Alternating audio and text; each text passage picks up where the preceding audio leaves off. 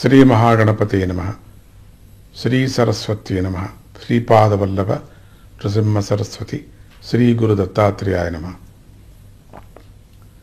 వాసుకి త్రిపుర సంహారంలో వింటి త్రాడై, సముద్రమథనంలో రజ్జువై అంటే కవ్వమై నువ్వు దేవతలకు చేసిన సహాయాన్ని నేను ఎప్పటికీ మర్చిపోను అని మనం చెప్పుకున్నాం కదా.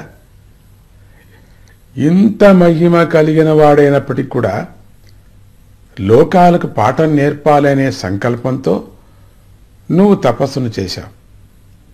నీ తపస్సుకు ఫలంగా రాబోయే కల్పాలలో నీ స్నేహితుడైన కుమారస్వామి తారక సంహారం చేసి ఈ క్షేత్రానికి వస్తాడు. అప్పుడు నువ్వు ఆ షణ్ముఖుడి అనుగ్రహంతో స్కందాంశ కలవాడివై భక్తుల పూజలను అందుకుంటావు. స్కందుడు కూడా సర్పాంశంతో నీతోనే ఉండి భక్తులను అనుగ్రహిస్తాడు. ఎవరైతే మీ ఇద్దరిని సేవించి ముక్తిని పొందుతారు.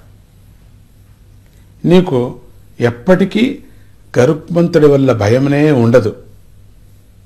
నిరంతరం ఇక్కడే ఉండి నా పాదాలనే స్మరిస్తూ ఉండు అని చెప్పి అంతర్ధానమయ్యాడు. వాసుకి సతీ సమేతుడై మూల సుబ్రహ్మణ్యం అనే స్థానంలో నిరంతరము శివపూజ చేస్తూ షణ్ముఖుడి కోసం ఎదురుచూస్తూ ఉన్నాడు. అటువంటి మహిమ.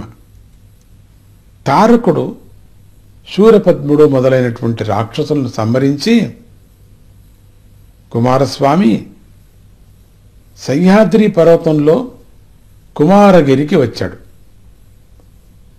సహ్యాద్రిలో గోరఖాది సిద్ధులు,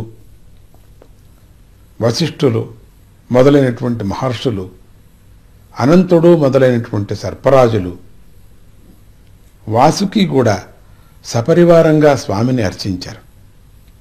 అప్పుడు కుమారస్వామి వాసుకిని అక్కడ ఉన్న అందరినీ కూడా ఉద్దేశించి, సర్పరాజైన వాసుకి ఈ క్షేత్రంలో పుట్టలో సకుటుంబంగా నివసిస్తాడు.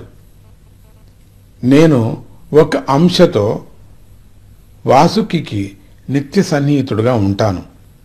మా ఇద్దరినీ కలిపి ఆరాధించిన వాళ్ళు భాగ్యవంతులవుతారు. ఈ కౌమార క్షేత్రం నాకు అత్యంత ప్రియమైనటువంటిది. ఈ మార్గశిర శుద్ధ షష్ఠి, స్కంద షష్ఠి, సుబ్రహ్మణ్య షష్ఠి అనేటువంటి పేర్లతో ప్రసిద్ధిమవుతుంది.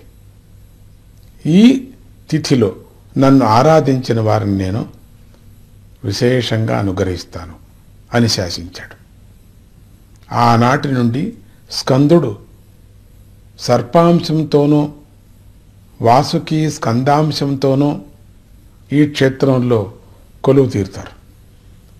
ఈ విధంగా కుమారధారా క్షేత్రం ఆది సుబ్రహ్మణ్యం అనేటువంటి పేరు పొంది అందరినీ కూడా అనుగ్రహిస్తుందని కశ్యపుడు అదితితో అట్లా అన్నాడు.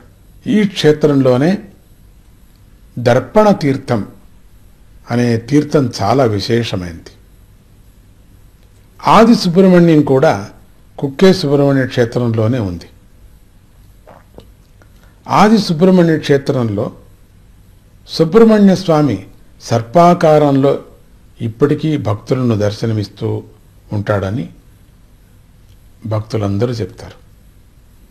ఇంకా ఈ క్షేత్రంలో ఉమామహేశ్వరాలయం, దాని యొక్క ప్రాంగణంలో పాంచాయతన ఆలయం, దాని పక్కన నరసింహస్వామి ఆలయం, నాగమంటపం కూడా ఉన్నాయి.